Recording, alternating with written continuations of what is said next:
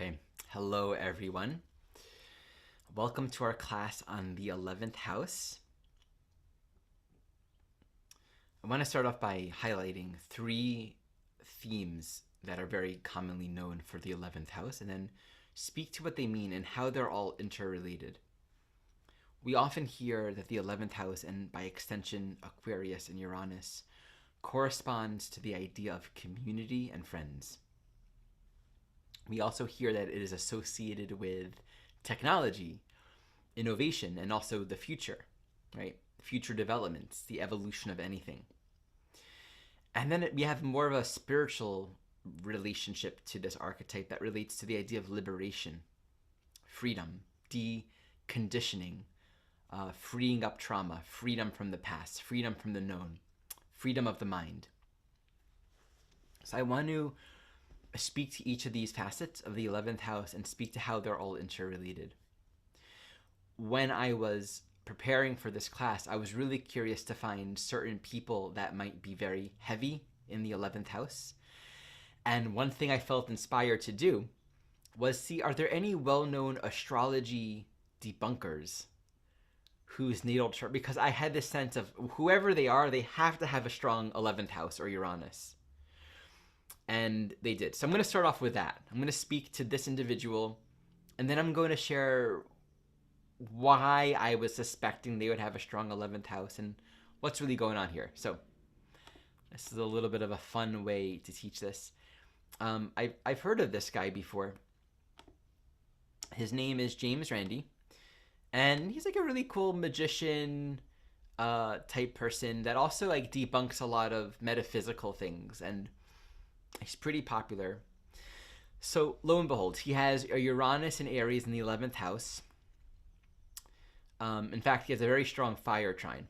Uranus, Aries, 11th, trining Saturn and the South Node in Sagittarius, okay? Trining pretty much all that Leo, Sun and Mercury. So let's just appreciate that, of course, the Sagittarius archetype speaks to our understanding of reality, and which then can speak to our belief systems, corresponds to natural law. And depending on our level of insight, we're going to point to reality and say, okay, this is true, this is true, this is true. Astrology is pseudoscience, this is not real, and we're going to always have that confirmation bias. Whatever reality it is we're wanting to see, we're going to be able to prove why that's so. That's just the thing. Okay? And of course, an authority of these truths, right? He has the answers, he has the insights, all that. Trining Uranus and Aries. So that trine, of course, indicates a lot of confidence, very fiery, so very independent, free thinker. And here's why I suspected that if there was a well-known astrology debunker whose chart I could find, that they would have a strong 11th house. Because 11th house corresponds to, at the core, pure observation of reality as it is. And in the pure observation of reality as it is, we're actually free of story. I often use the analogy of looking through a telescope. And you're just observing the stars. You're observing it. You're actually observing the patterns of creation. What is. And you don't know what it means. You don't necessarily even know how it operates. But you're watching. The same thing in meditation. If you close your eyes and observe, you're going to witness an objective reality that's manifesting. Within that, all kinds of thought forms might arise. Things will come and go and pass, but you'll begin to observe reality. So the quality of observation is a very powerful facet of the 11th house. And I want to give one more example of this. If you're looking at a tree, from the point of view of the 11th house, the tree doesn't call itself a tree. Of course, that calling itself a tree is a Mercury, Gemini, third house thing where we're giving things names and classifying it. We're not saying what it means or how it works or how it interplays with all the rest of the things of life. That's a Sagittarius ninth house thing where we give things greater context with the whole. We understand intuitively, right? Or you could have a dream symbol, like you dream of a tree, You might Google what does a dream tree mean, and you'll find the meaning, right? That's giving it meaning. That's understanding its existence within the context of our life experience, having some kind of insight into its nature. It just is. And it's not even called anything. So there's pure witness. And in that pure witnessing, you're watching something happening that is just happening. That's why 20 scientists can look through a telescope and they will see the same thing. From an Aquarian 11th house point of view, it's completely neutral. Just like we can be a child walking down the street and someone calls us a mean name. From one perspective, where there's nothing personal to it. It's just words, just energies. It's all just manifesting. Nothing says something about who we are. But here's where it gets tricky. The child will take it in. It impacts their sense of identity. And now that experience, which is just experience, meaning there's no story to it, is given a story. And this is where the local mind creates memory. And these memories are defined by things that we're selecting. And that's the difference between 3rd house Gemini Mercury and Aquarius 11th house Uranus. Once we introduce specific memories, we're looking at details and we're choosing to create a context, an ordering a reality according to specific details that we are recalling in a particular way as well. You ask two people in a relationship to tell you about their relationship, they're all going to give a different narrative. They're all going to have a different story. So there's a threshold that we cross here. I'll close James' chart for a moment here and I'll come back to it in a moment. There's a threshold that we cross here where the pure witnessing of reality is interrupted by our story of it. To be free of story is, in a sense, to be free of grasping the mind towards specific details or data points and holding it in pure witness. This is why when people who have a photographic memory, or they can look at a painting and remember all the details, they're not grasping specific facets of it, for the most part at least. They're able to sustain a pure witness consciousness, seeing things as they are. The moment things become personal, the moment we're looking at things through the filter of a personal story and experience, we're no longer seeing it as it is because we're adding something to it. So in reality, there's reality, which we can say from a spiritual perspective reflects the intelligence of creation. There's only one intelligence out there, right? Like only one. There aren't two different kinds of intelligences. There's the intelligence of creation, which is the only kind of existence that there is. So we can call that the mind of God. This is why we have things like astrology that in a way is a way of mapping, which is a Mercury thing, Gemini 3rd house thing, the archetypal dynamics, which themselves are just reflecting the intelligence of creation. So wherever you look, you're going to be looking at archetypes, energies that are embedded a part of reality. They're part of the fractal nature of creation. Which is why every size scale that you look, whether in the body or in society or in politics or in a family or in relationships, in psychology, socially, emotionally, we're going to find all of these archetypes. In a sense, all of life is made out of them. It's beautiful to think of it as the intelligence of creation, because creation isn't a physical thing. Physical life isn't primary to reality. That manifests within time and space, which is a manifestation of specific limitations that are relevant for our soul journey. Prior to these forms and limitations is just the intelligence of life itself. Right? We can say prior to or underneath the forms that we perceive are the archetypal imprints, the energetic essences of what they are. And so astrology is one system, right? You just kind of take life as it is and you put a grid of 12 on top of it, and you take out those slices and you can get like, oh, here are the energetic dynamics, and each facet of astrology speaks to interrelationship, right? Aquarius trines Libra. Aquarius is opposite Leo. Aquarius is in conjunct to Cancer. So we can then we have a framework to then study the interrelationship between all these different archetypal dynamics, and it becomes a particular frame of reference to which we can then Sagittarius ninth house interpret everything through a particular filter. So the Sag, Gemini, third house, ninth house energetics are a part of anything that we do, because once we're studying something and learning or talking about something, we're giving it context, we're giving it some sort of framework to then be relatable. But prior to that, there's just the intelligence of creation. So you look through a microscope or a telescope, either one, you're looking at something that you didn't create. It just is. You climb a mountain and you watch life from a very high vantage point, you're going to watch patterns. You're going to start to see patterns and cycles and themes that just repeat themselves. You look at the movement of the stars, you'll find geometries and cycles and patterns that are just sort of embedded.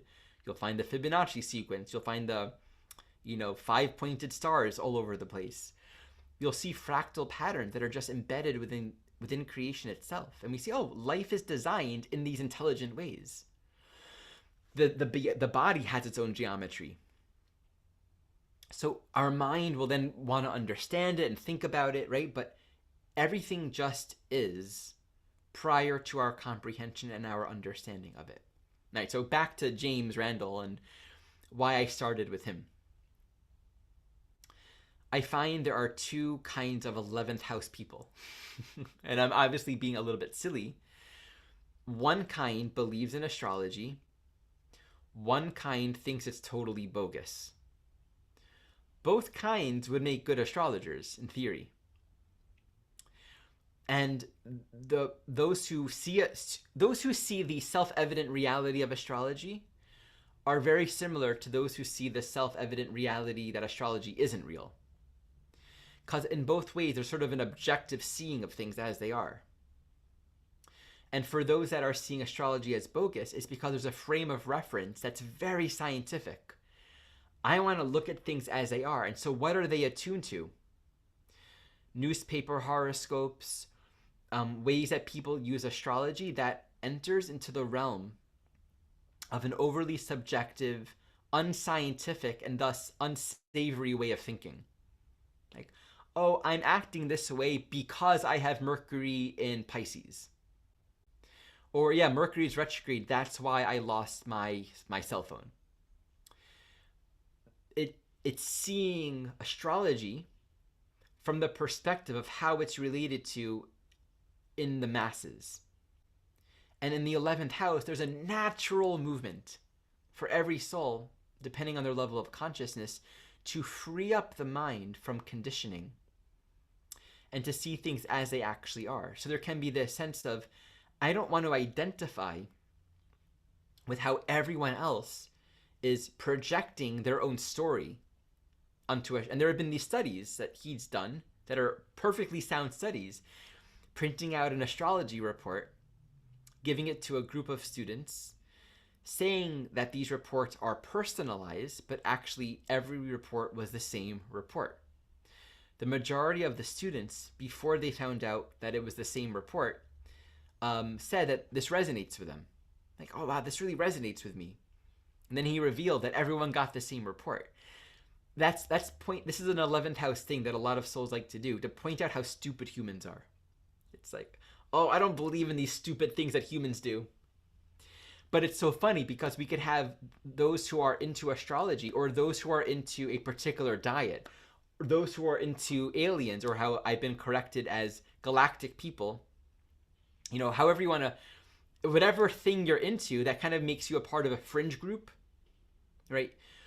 There's a tendency to have the same patterning where either all the other human beings, they're not intelligent. I can't relate. The mainstream, no, they don't get it. I don't want to relate to them because they don't. I don't want to be a part of mainstream society or how they're thinking. They don't understand. Or the paranoia. Mainstream culture or the masses of people think a certain way. I can't relate. I don't want to be a part of it. Either I have a subconscious memory of a past life of being hung because I was an astrologer or an astronomer, both of which could have been dangerous at a certain point in history. Both of which were, by the way, unified at a certain point. Right? Science, medicine, astrology, astronomy, they were one. They were all very much together for most of history, as far as I'm aware. And right, so there can be that sense of I don't want to be what I am. So I'm gonna maybe dissociate and go with the flow and lower my intelligence and agree to these mainstream ways of thinking. So the self-evident realization or seeing of astrology really can just simply emerge from a seeing. In the same way that the astrology is bogus can also emerge from a seeing. They're both manifesting from an observing of reality, watching people, watching patterns. The issue is once we start to give things a story, this is where the Sagittarius mind comes in, and we've interpreted things and we've decided this is what is. This is what's true. So to see James' chart, he has the moon in Aries in the 11th, Uranus in Aries in the 11th. He wants to be a person that's walking a group of one, walking his own solo journey. He doesn't care if other people join him or not. He's on his own mission.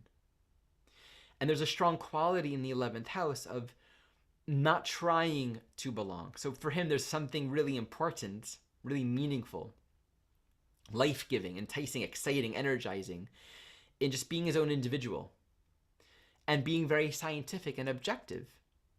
And he also has Neptune moving to a square to the nodes of the Gemini-Sag axis. That's, I think, a lot of where the disillusionment and the wanting to point out all these spiritual things as being bogus comes in as well.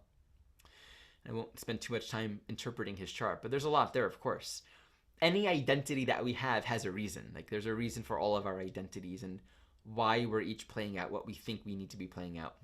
It's a part of our learning. There's something we're needing to find and experience. But you can find the same kind of strong 11th house emphasis with astrologers or scientists or really inventive people. It's all coming from this place of neutral, observant witnessing of reality as it is. So this, in part, speaks to the quality of the 11th house. That's about seeing things as a witness. Now, because we have experiences, there's very seldomly the experience of just being a pure witness. Very seldomly do we look out at reality and just see things purely as an observer. So much story and projection comes in. And so then the mind projects onto a life experience, an interpretation of what things are, and we're sort of set in place. The impulse within the 11th house is to free the mind, is to liberate. Liberation is implicit to that which is past, that which we know, that which has come before, which says this present moment, and thus creation, the reality of it, the design of it, is not what we've known, is not defined by the constructs of the past. So we develop a greater and greater intelligence the more we just see and observe and acknowledge simultaneous to that observing that we don't know. We only have the past to depend upon. But the more we stay in observation, the more we will witness. So you look through that telescope and you observe the patterns. Keep on looking. Keep on looking, keep on looking. More patterns will reveal themselves. More patterns will reveal themselves. And the more you look at anything, the more one will actually begin to attune to the universal archetypal patterns that are embedded within creation. This is why we say astrology reflects life. It's not causative of it. And that's like the turnoff for a lot of people that otherwise might be really good astrologers, but they hear people speaking in causative terms, and they're like, we can't relate to that. I can't relate to that. To speak of and to think of astrology in causative terms is to create some kind of separation. There's something happening to us. But we see that these patterns, these cycles, are reflecting universal energies. They're inside of us. So the movement of the planets are reflecting these archetypal energetics that exist everywhere in creation.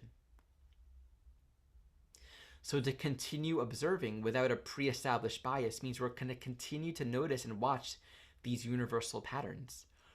So I remember in high school, this is when I was an Orthodox Jew, but I remember having the experience of noticing astrology was absolutely real. I didn't know what was real about it, but I couldn't avoid recognizing the patterns that were evident. It was a simple thing where I noticed every Sagittarius I met had the same qualities. And every Leo I met. Like, there were 3 Leos in my class. I'm like, these guys are Leos.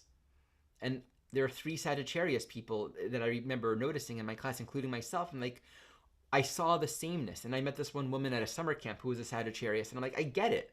You're totally a Sagittarius. I remember sitting with her in the bus. She's singing. And she's just really natural and easygoing. And I'm like, that's totally a Sagittarius thing. So I couldn't avoid that. I couldn't deny how self-evident these little observations were. What I wasn't able to understand yet was what it means or what to do with that, or how to apply that even further. I don't think I was aware of there being other planets besides for your sun sign at that point. But if you keep on observing, you're going to notice patterns. Now, what's amazing about this idea is to be living in the 11th house really means there's a possibility of seeing the inherent impersonalness of everything. Everything is an interplay between archetypes. Thus, everything has its own teaching.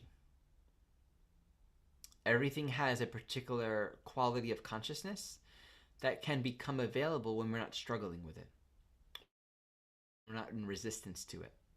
I like to say, relative to the 11th house, there are no contradictory thoughts of God.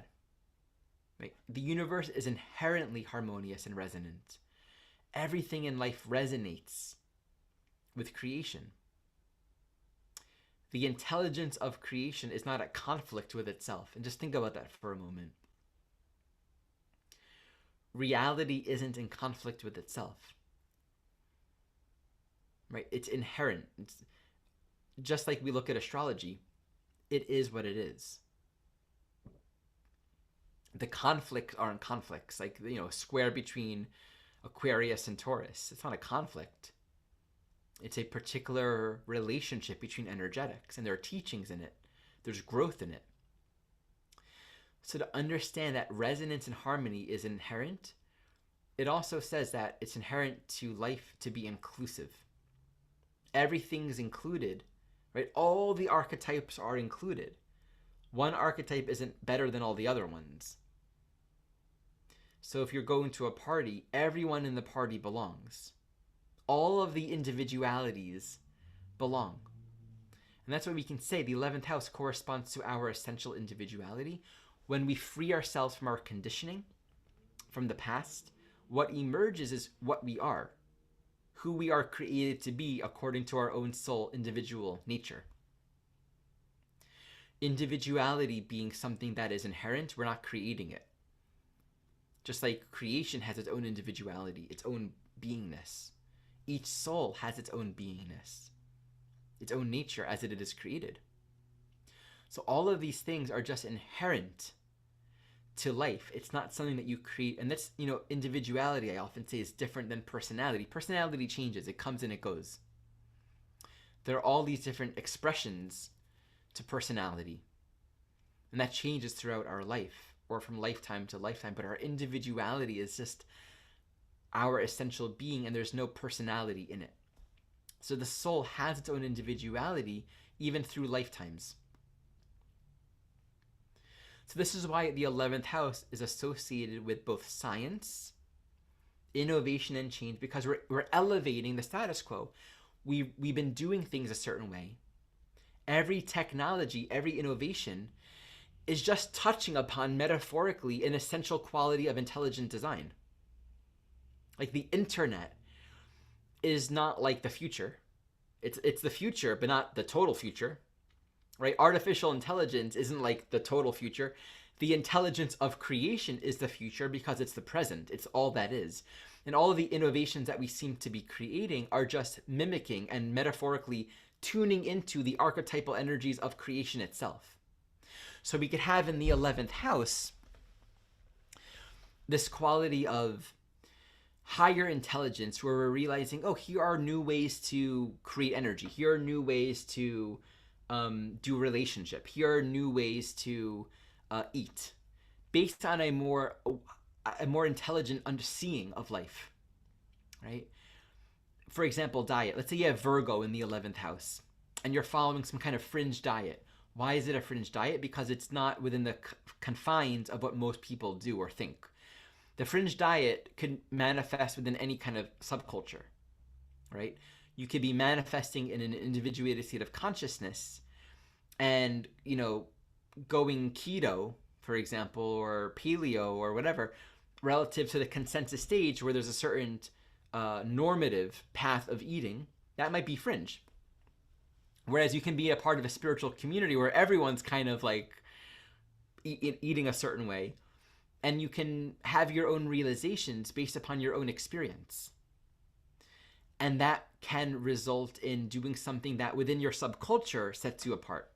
So there's always this experience of setting apart relative to the normative, right? Relative to what sort of status quo, be it in the world, in society, in your country, or in your little community. So you could have this diet where you actually aren't eating, you're just breathing air, doing exercises, because you start to see on a higher level of intelligence how the body works, how the body is actually a manifestation of consciousness. It doesn't actually operate on its own. And so you're relating to it on a different level because you're seeing it differently. That itself is an evolution of perception. It's an evolution of how we've looked at life, and it's become a little more energetic. But there's more. Like, that's not the answer. Like, the final answer isn't another fringe practice, fringe modality. The actual answer is the fundamental truth of creation itself, what it is. There's something I really appreciate in the Christian Science modality, where Mary Baker Eddy, I think it's Mary Baker Eddy, I always forget which one comes first. She speaks about all of the senses as being metaphor for divine sense. Like, we see with our eyes, we hear with our ears, we taste with our mouth, but it's all of the world. And she says, and this is not a direct quote, so I'm just paraphrasing what I understand from the teachings, that what we apprehend with our physical senses is just a metaphor for a divine sense.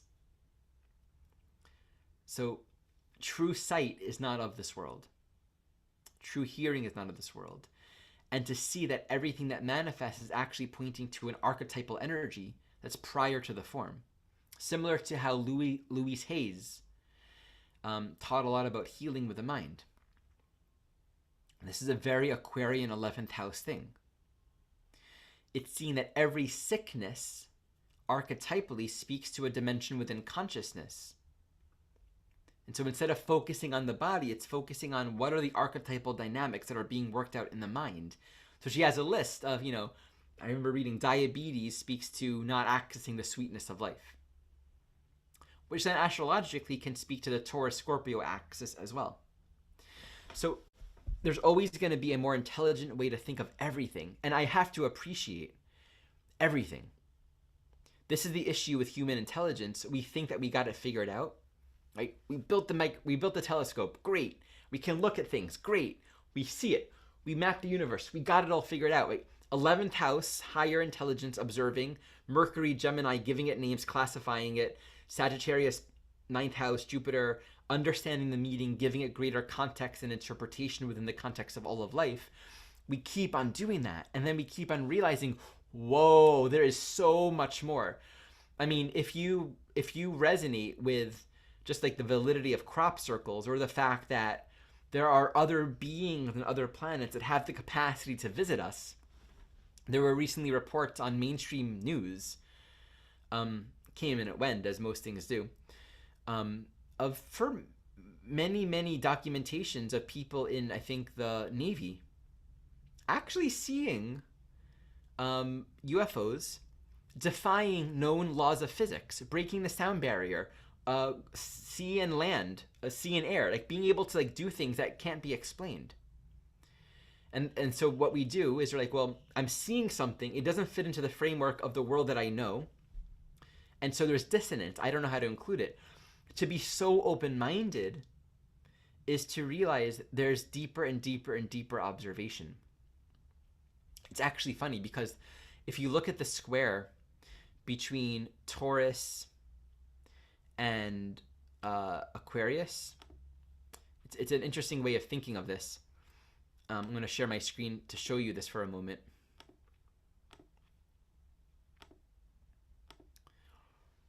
Aquarius and Taurus is a square, right? So squares are sort of crisis points, integrations for greater strength and clarity, greater self-knowledge. This almost says there's a teaching in stillness. You know, watch Aquarius and be still, Taurus. And keep on watching. One of my Qigong teachers once shared, when you do a standing meditation and you're just still, there's something that deepens and deepens and deepens every minute that you're in practice. And this is where Scorpio, perception penetrates and goes deeper and deeper and deeper, right? We can break through.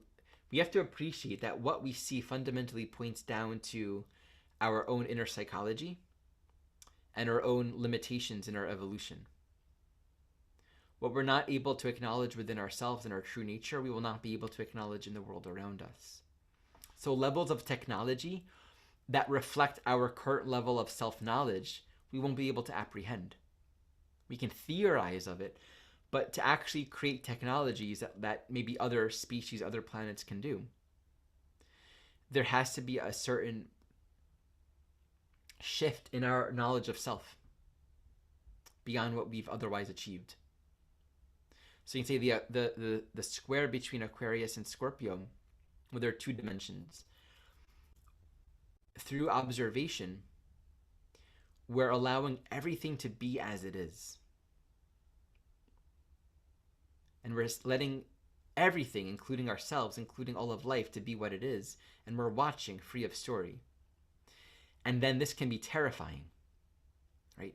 If I am really myself, I'm going to be excommunicated. I'm going to be killed. I'm going to be cast out. Basically, it's a fear of abandonment, fear of loss. And so the crisis between the Aquarius, Scorpio, Aquarius, Taurus is relative to Aquarius in the center. We can easily dissociate and check out because we feel different or we don't want to be threatened by the possibility of hurt, Scorpio. Or we have that memory of, I'm the only one in the group that acts this way or thinks this way. So I'm just going to withdraw into myself.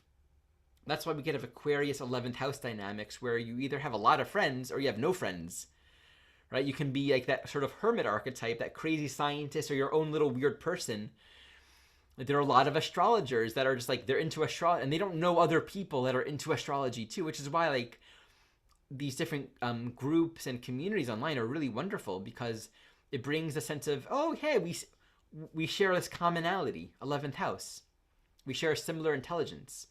We're seeing things similarly, so we can resonate here. Otherwise, there can be a strong withdrawing and going within and retreating and sort of keeping oneself protected from the world. On the other hand, we can have a whole lot of dynamics where oftentimes an Aquarius Scorpio dynamic reflects in groups of people entitling themselves to take whatever they want, right? Taking resources from the earth, scientific experiments that are actually disempowering and violating. We've seen this happen in very dark ways, but even ways that are socially acceptable, like animal testing, or honestly, the ways in which we use the resources of the earth, which is a Taurus Scorpio, extracting for our own personal gain for the sake of scientific innovations. I mean, a common example of that is just the fact that we have these wonderful phones and all these batteries that we use that require mining of metals. So there's something to appreciate that, once again, like the edge of our technological developments, It's going to say two things. The kind of thinking that we're associating with, the technologies that we're growing into, the ways of seeing the world, it's going to put us in relationship with other people that are sharing that, right? When people started thinking about using lithium ion phosphate batteries and not using acid batteries, there's a sort of evolution there. Only some people were thinking of it. It's fringe. When people began thinking about using email or, social, there's always a point where it's new and only certain people are going to get it. Those people who get it, they see it, right? It's like, oh, I get it, because they're actually connecting to an archetypal energy. So it's going to say one thing. And two, it's going to say, this is how we're going to relate to our world. This is how we're going to relate to humanity, to the earth.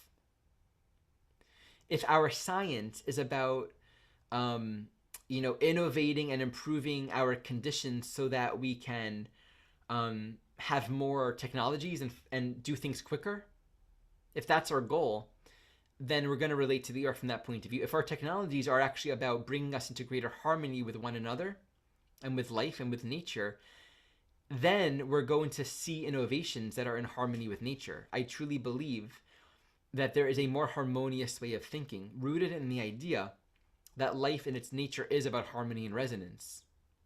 That there are very harmonious ways of thinking that are free of self-interest and profit and personal gain, that considers your benefit, my benefit, our benefit, the earth's benefit, environments, ecosystems, communities all over the world, where everyone's included, because we're understanding life is all included in life and the intelligence of creation is all inclusive. So there's a way of thinking where we find technological developments that are seen, that are perceived, that are apprehended through being deeply interested in inclusivity.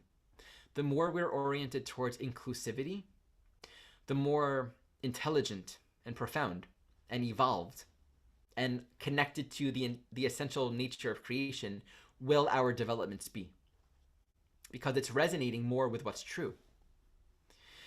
And thus puts us into a state of consciousness where we're not going to be like, my group of people, my way of thinking needs to be protected, or we're better than. Arrogance can be an issue in the 11th house. Well, why? Because look at all those astrologers. It's a pseudoscience. They're just convincing themselves. We can really get into this place where we're seeing the quote unquote dumbness of the human species as a way to arrogantly make ourselves more intelligent, more smart, seem more important, seem better than in some way. In the same way, very often, archetypally, 11th house can speak to, either in this lifetime or in past, where a soul is associated with specific communities, right? It can be a monastery. And oftentimes these monasteries have endured trauma because they're different. Or a group of people that's practicing, or Gemini in the 11th house. You're a part of the ancient libraries of Alexandria. And then they were burned down and you've experienced trauma because the scientific knowledge of all the books were burned. Or you're a part of some sort of upper echelon class and you have your 11th house community club, right? You gather every Sunday with your rich group or with your royal group, and you only associate with this group of people, and you have your world, and you're not in touch with the rest of the world, right? It's like, let them eat cake. You have your own little bubble. The bubble that you're in can very much be an 11th house phenomena, and it can be a closed circle. Whether it's a progressive or regressive or conservative or liberal, it's all the same. And to be able to sort of step outside of that bubble, whatever that bubble is, and have more of a witness consciousness in a way where you're not separating yourself from others, and anyone's included. Anyone can be a part of it. Of course, there are times where you have, Capricorn in the 11th house. If you're a part of a club, you got to pay your yearly membership, right? There are different kinds of clubs or groups that serve certain purposes. Or if you're a part of a community or a group course, you're going to pay enrollment for that course, but that's a community. But it's to not allow your consciousness to become so conditioned by it, because then at a certain point you're going to have to break free from it. That's the nature of the 11th house. We're not wanting to just set up shop in this place where, like, yes, I'm the kind of person that eats this way and thinks this way and does this thing. That's an identity, and that's actually the past. So to stay open to higher intelligence. So at this point, you may have been able to see the inherent linkage between friends and community, the liberation of consciousness, and science and technology. We're always going to associate with people that reflect our level of intelligence, right? It's so funny because when I was researching who are the people that debunk astrology, I realized, oh, there's a whole community of people out there that are like really into debunking all this metaphysical stuff. If I was one of those people, I would see it all the time. It makes me think, people that are really into different conspiracy theories, their friends, their social media, their internet world, their life is going to be filled with that.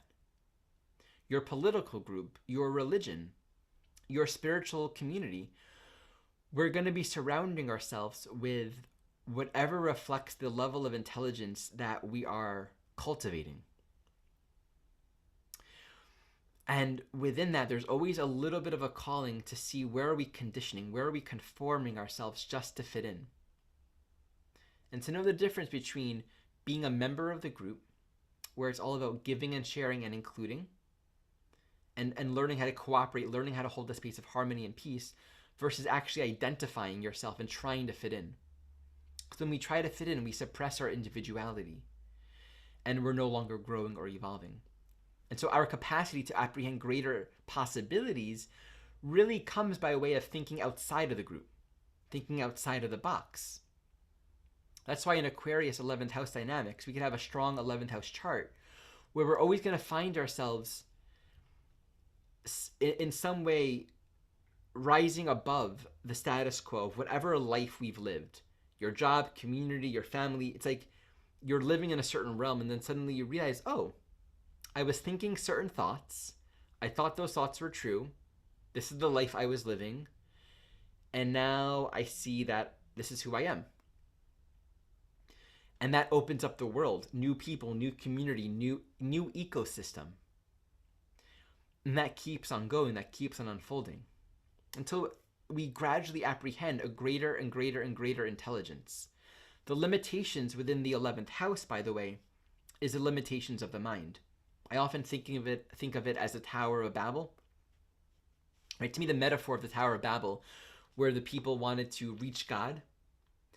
So they're like building a tower. We're so great. We're so smart. Let's build a tower, get really high and reach God. We'll be as strong as the gods. The downfall of that is the arrogance of the human mind. We can understand that our minds are one with the intelligence of creation, and we can learn to think with greater intelligence. We can free ourselves up. But when we start to think, oh, we're so powerful and great and capable, and it becomes about our own greatness, our own intelligence, there can be a sort of arrogance that develops, which becomes our downfall. This is where we can find ourselves entitled to do whatever it takes to innovate technologies. This is where we think science is so great, but then we end up with a whole lot of trash in space. And like, oh boy, how do we clean that? It's where we think different scientific developments, such as plastic, are so great, then we have oceans filled with them. So there is a limitation in the intelligence, in the brilliance of the mind, if it's not thinking with the whole. And that's where the semi-sextile between Pisces and Aquarius is really important. So let me just share a couple pieces here. I often like to look at the inconjuncts when understanding these signs. So the semi-sextile basically says life is one. Unity is a starting point. It's not even archetypal. Like Pisces isn't archetypal in terms of what it means. It's an archetype, but in terms of what it points to, Pisces is love, is the oneness. And that's sort of the foundational truth. From that, We can understand the intelligence of the oneness, how it's designed, but we have to yield ourselves to the oneness. Otherwise, we're going to be always thinking that we need to take and use and abuse something, or that there's going to be gain and loss, right? We're going to have to take from something to give to something else. To innovate and evolve, we have to deplete somewhere else. So there's a humility of the mind dissolving into Pisces, surrendering to a greater appreciation of love and unity. Aquarius is in conjunct to Virgo. Virgo is developmental. It's constantly working to improve. Virgo is always about self-accuracy. Everything in life, every facet of our life can be developed and improved further. The inconjunct here with Aquarius is to say there's always more innovation. There's always the opportunity to liberate, to evolve from the status quo, from the conditions of the past, and to see things new. The inconjunct between Aquarius and Cancer is a really interesting one, because Cancer is they're so different, right? Cancer is the emotional body. It's how we emotionally integrate experience to feel safe, to establish a sense of continuity and security. And then Aquarius is the mind. It's the higher nature of the mind, the capacity for pure observation. On the one hand, this can speak to emotional fracturing, the way in which we have experience that impacts our sense of security and safety, which then becomes a source of projecting onto experiences that which is unresolved relative to the past. But it's also speaking to our understanding of ourselves, the elevation of the human species. Who are we? What is it like to know who we are? To live as human beings together with one another, where we are caring for ourselves, caring for one another at a higher level of consciousness. This means we have to appreciate we are one community. All people on this planet deserve food, deserve care, deserve the basic needs, deserve to feel included. So there's a possibility of appreciating the commonality of all people, all community, all walks of life, as all deserving to be cared for and appreciated. I love the combination of Aquarius and Cancer, because when you combine that in a chart, like Uranus in the 4th house, Aquarius in the 4th house, or Cancer in the 11th, we'll have souls that just like love diversity, will cook food for everyone. If you have 5 people in a kitchen, every person has a different dietary need. If you have a family and everyone in the family has a different dietary need, that can feel very complicated. But from an Aquarian point of view, it's actually really beautiful, because it invites higher thinking, right? It creates an ecosystem that wouldn't have otherwise been designed if everyone was the same. And in an ecosystem where there's a lot of diversity, there's more support, there's more sharing, there's more cooperation, there's more inclusivity. So more people thrive, the more we create an environment that cares for and attends to more people. So let me just tune in and see if there are any other core pieces I want to speak to before I look at another example.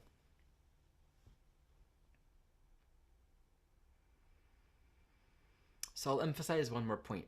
We could have in the 11th house a situation where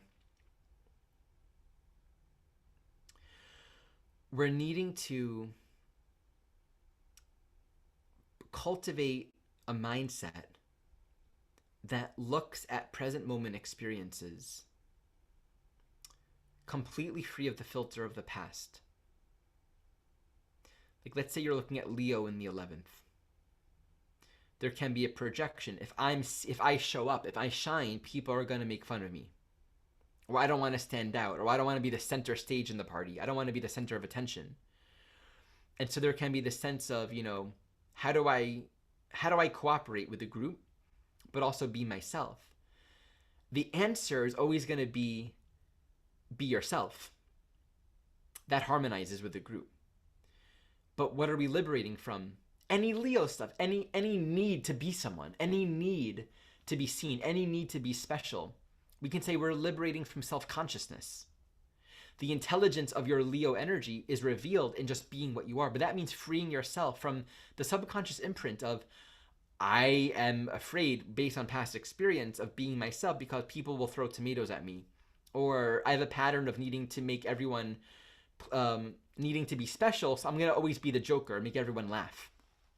It's actually just being what you are is the answer, right? Libra in the 11th house, there can be the trauma of being projected upon or told, I don't accept you as you are. And thus relationship being, I have to be someone that I'm not.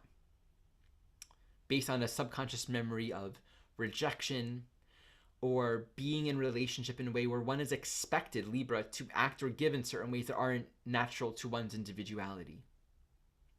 So then what's the answer? Just pure listening. Right? Libra in the 11th.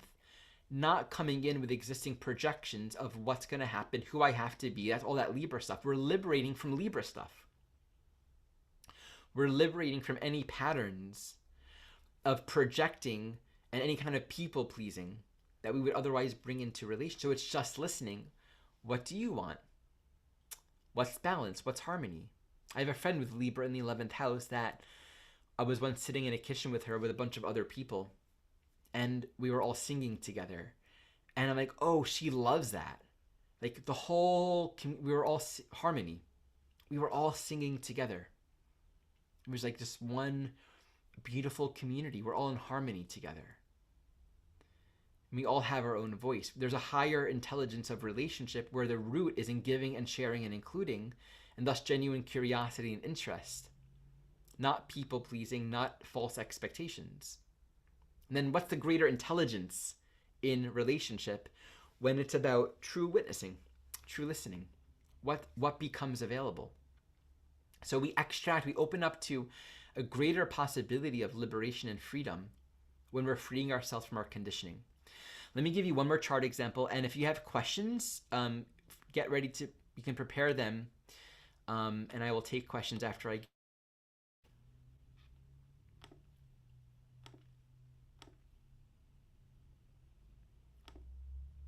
There we go. One of my favorite people, Fred Rogers. Right? Won't you be my neighbor? Pisces in the 11th. What is he liberating from? Anything that keeps the universal tied up in boxes. Pisces in the 11th is an aspiration to spiritualize and universalize the truth of community. Everyone is my neighbor. What did he do? Of course, all this Pisces squares that Sagittarius South Node. So funny. So funny. Did you see what I did? You can't make this stuff up. Look at James. I'm sorry, 1 second. James Randi, 1928, Saturn conjunct the South Node in Sag. Fred Rogers, 1928. They're born the same year, same archetypal dynamics, and I picked them both without thinking about it for two very different reasons. They both have Uranus and Aries also in the 11th house, so they're both very radical in walking a solo path, beating to a beat of their own drum, and not caring what other people do. But we see all that Pisces in the 11th house, square in the nodal axis. He was very well known for sharing a foot bath with a black man on live television. At that time, that was like a huge deal. He didn't care. He was a rebel. He was a rebel in his orientation to love everyone. Everyone's my neighbor. And by the way, neighbor is the higher understanding. We're all neighbors. There's like a teaching in that in the 11th house. We're all neighbors. We're all community. All of the stars in the sky are all like close to each other. They're all there. They have to get along. Because we're all here. We're all thoughts of creation. We're all fractals of the one mind. Getting along is the way it is. And so to appreciate that, it actually elicits a natural quality of kindness. Kindness is a sort of natural byproduct of the 11th house. Because in kindness, we are appreciating that we're all here together. No one's better than anyone else. And we're orienting towards inclusion. I want you to do well, and I want you to do well, because in an ecosystem where we're all thriving, we all do well. And it's a willingness to give. It's a willingness to include one another. Okay, so those are my teachings on the 11th house. Look to see the planets and the signs there. That's where we're liberating from conditioned constructs. We're learning to orient to what things essentially are by cultivating more observer consciousness. It's where we're going to very often find ourselves in relationship to groups of people or communities where either we're going to find a strong sense of belonging or be in relationship to that sense of outsiderness. And the teaching is always to be what we are. And then like all of the universe falls into place there. Because all of the associations of life are associated with each other. We don't have to make them so. It's a self-evident process. Okay. Anyone have any questions or want to share any chart examples before we bring this all to a close? Well, I will speak up while everybody else is thinking. This was wonderful. I just my 11th house Gemini moon loved it. I love the all of the little things. I mean, I wrote down so many different things that you said about witnessing and observing and being the natural kindness being the natural byproduct of the 11th house. I love it. So So we it have a looks like chart maybe here. you have a question or a comment, maybe. Let's see, I have a chart here. Click to open. Great. Well, let's look at your chart. Thank you, Nicole, for sharing. So you don't have a question, but let's just look at your chart anyway, and we'll just see. Do you want me to look at your chart? Let me know if you're wanting me to look at your chart. Yes, definitely. I would love that because I had quite a bit of resonance with this webinar because I'm a Pisces 11th house. Okay. And I don't have asteroids included here, but I have quite a few of them. Yeah, and you had the Sun and Mars on the South Node. Yes. Okay. Yeah, because I was born right after a full moon and lunar eclipse and all that stuff, and so That's I right. really Yeah. resonated with my South and North nodes as well. Right. So yeah, this particular webinar, I'm sure I'm going to be revisiting it again, listening to it again, because there was so much information that I feel like I've been waiting for, and I feel like I'm kind of ready for a deeper self-understanding. And I really resonated with your point about squares. And I would like, actually, now that I think about it, a question does occur to me. My Neptune, which is my Pisces ruler and is right now conjunct with my sun, but my Neptune is the apex of a T-square between my sun and my moon. And I'm wondering what comes to you, what comes to mind for you when you look at that. So your Neptune is the apex of a T-square between your Sun in Pisces and your Moon in Libra. Is that what you're saying? Right. Okay. Unless it's not a tied enough orb to qualify as a T-square. It works because it's the moon's opposite. It's a part of it. But also, even more importantly and strongly than that, your Neptune squares the nodal axis. Yes. Right. So that's a very powerful, and it's a ruler of your south node. So your Neptune is really, really all up there. I'm personally, since I work with Porphyry, I'd be curious to see how this falls out in Porphyry. But let's just say you have the south node, whether it's you or just an example, the south node in, I mean, obviously you do with whole sign, but with Porphyry we'll see. Let's say you have the south node in the 11th house and Neptune in the 8th inside squaring that. Let me speak to that archetypal pattern. This would be a very classic signature, and I'm not saying this is you, just speaking archetypally, to things like being a part of a spiritual community, there being religious or racial Sagittarius persecution and alienation.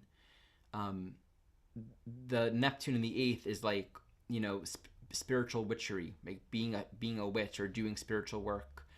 If it's in the 9th house, I would shift that interpretation a little bit. Relative to the 11th house, there's an innocence there, and on one level wanting to trust, But then there would be disillusioning experiences relative to being hurt, being, right? Like finding that it's not safe to trust and to give and to share it. So there's like a sense of vulnerability around being in your own power, and not you necessarily. Yeah. Speaking to the archetypal dynamics. And so that Virgo fifth house North Node obviously speaks to a lesson of like, and it's with Saturn as well, focusing on discernment, on your own creative work. And relative to that Pisces 11th house, it's, and Mars can speak to violence. Mars can absolutely speak to violence involved in all of that as well, in terms of being disillusioned by way of there being harsh reactions to just being what you are, and then feeling there can be a deep vulnerability as a result of that. If this was a chart in the 11th house, again, so the way that I would read your chart would be different since I use porphyry. For a chart like this in the 11th house, this can speak to groups of people being persecuted, right? Violence relative to an entire group of people, being a part of a spiritual community or spiritual monastery, and then hiding, Neptune and Sag, a sense of vulnerability and not feeling safe to be truthful, to come out with your true nature. So there could be a spiritual hiding your gifts, not wanting to get sucked in, not wanting to be taken advantage of, not wanting to be duped. And so being grounded in that fifth house polarity is an expression of what's my work, what's my purpose, what do I need to work on, so that I'm not just indiscriminate, giving to everyone and everything, but then I'm ungrounded, or then I'm, right? There's like a teaching and cultivating alignment, and becoming the vessel, becoming an instrument. And yeah, similar dynamic with the Pisces sun squaring that Neptune. It really does speak to a lot of lessons in spiritual discernment with Saturn as a part. I mean, that Saturn is a part of that T-square more strongly than the moon. Yeah. It's spiritual discernment, and you would have a lot of, this is true for you for sure, because you got this whatever house it's in. There would be a lot of strong spiritual gifts, empathy, attunement, psychic capacities. But that Virgo is like, how are you working with time and space and form and discipline, and how are you cultivating mastery to contain it and use it in service, where it's about healing, as opposed to always being depleted, or what kind of, if you don't mind sharing, what kind of work do you do? Well, I definitely resonate with that right there, about how to ground all that sort of spirituality and being in my head and my sort of crown chakra a lot, how to ground that with that earth sign. And I think given the fact that that's at least in Placidus and whole signs, that's in my fifth house, I find that is where I do the most good work-wise, is when things are fun, or in hobbies, or sort of in those incidental interactions with people, in those contexts. And whenever there's that opportunity to take sort of the great cloud of what's going on in my 11th house Pisces, to bring that into concrete, structured good with other people, that's where I really light up. That's where I blossom. And I think when you showed Fred Rogers' chart, I always felt a real affinity for him, felt that he was really special, and I really felt that affinity with him. And come to find out, he's an 11th house Pisces as well. And I was I was like, oh my gosh, because I hadn't even thought about looking at his natal chart, but there was a lot there that made sense astrologically, but then also explained my own resonance with a lot of what he did. So yeah, I do think that Saturn and North Node in Virgo, that's where I really find that I can do the most good, and in terms of service with others. With all of this Pisces stuff that I've got in my life, what am I going to do with it? Where's it going to go? What's the point of it? And there's always been that question in me, long before I got into astrology and understood about South and North nodes. That was always kind of the so what for me. Any great big aha moments I would have spiritually, or insights, and you're right about spiritual gifts and psychic gifts. That's been really strong, and even stronger in the last couple of years. I think as Uranus has started to get into the area of my ascendant, I think that's made a big difference. But yeah, it's that Virgo question of, okay, what do I do with it for the good of everybody? Which is interesting, that's sort of an 11th house question to ask, even though it's opposite that. Yeah. Thank you for sharing your porphyry chart. And so the same health patterns manifest here. And I'll just share one thing. Like one of the lessons can be in moving beyond the innocence and the trusting or the naivety that sets one up for this continual hurt. Yeah. The I want to trust everyone. I want to give. I want to share. And with that Mars on the south node, there's a lot of energy there. It's wanting to. There can be a lot of energy expended towards wanting to save people that are suffering, especially with that Neptune in the eighth. Yeah. There's a deep compassion, so people can flock to you because they're seeing someone that's not going to judge them, that's accepting, that's especially with Venus also in Aquarius in the Mhm. 10th. There's a quality to your consciousness that's ancient, that's very much about we're all included, we all Yes. belong, and wanting social systems that support that. It's like a very big part of who you are. So to to be able to meet all of that and then not be depleted, Yes, that's that's like the one of the question deeper for me. teachings, right? Yeah. And that's where it's like holding all of this universal light and love, which is the truth. Like Pisces is the truth, Neptune is the truth. This says I have to take full responsibility to be the instrument that I am here to be. And that's the Saturn work of cultivating a conscious relationship to form and boundaries, not for their own purpose, but to Right. serve the light. Yes. And yeah, Yeah. and this is where it's like all these deep spiritual gifts I'm very curious about just like Yeah. the ongoing unfolding and expansion of that for you. Um, with that Neptune in Sag in the eighth, like how much can come through with as you do more and more of that Virgo work. Yes. And I've wondered too, I mean, I'm relatively new to astrology, so I can't speak really deeply to this, but I do wonder if having Sagittarius, which is this Jupiter ruled, so that's already kind of harmonious with my Pisces as the traditional ruler. But having this Jupiter ruled, expansive, optimistic kind of energy, which I would imagine is enhanced by having Neptune there, and hopefully not getting into delusion, but more into that transcendence and connection with the divine that Neptune is known for. Having all of that in my eighth house, which is often the scariest house for people, and the place where you really go deep and you look at loss and you look at transformation. And I've wondered if this has been pivotal in my ability, which has unfolded through my life, to be able to find a different perspective than just that horrible crushing loss and finality of death, and that sort of often pessimistic overtone that many people have in the eighth house. I wonder if having Sagittarius with Neptune, even if it is squaring my sun, if that's really actually been helping me to see the other side of the despair that so many people often find or associate with the eighth house. Yeah. I would say it reflects a part of your own nature, which is fundamentally optimistic and oriented to see the greater teaching and insight in all things. Yeah. That's like a piece to draw upon, like the quest for truth being I don't want to stop here. There's a lesson to learn. There's insight. There's possibility. There's potential. That's I think my teacher from the evolutionary astrology message board, Rad, or maybe he was quoting Jeff Green, who once said Sagittarius corresponds to compassion, and I appreciate that because and other archetypes do too. Yeah. Insight yields compassion, and there's like a deeper understanding and awareness that really can open up greater compassion and appreciation. But to feel all that and that optimism, and to also let people be where they are. Yeah, that's been my struggle, because there is such this desire to help them move past that and help them to see a different perspective and see a different way of looking at things. But what's really been, I think, and maybe this is a Virgo North Node thing, is to have the wisdom to discern when to do that and how to do that, Right. instead of to always try to sort of jolly someone out of their difficult mindset or lower energy, to know when to just listen, when to just validate, and not feel like I'm enabling that.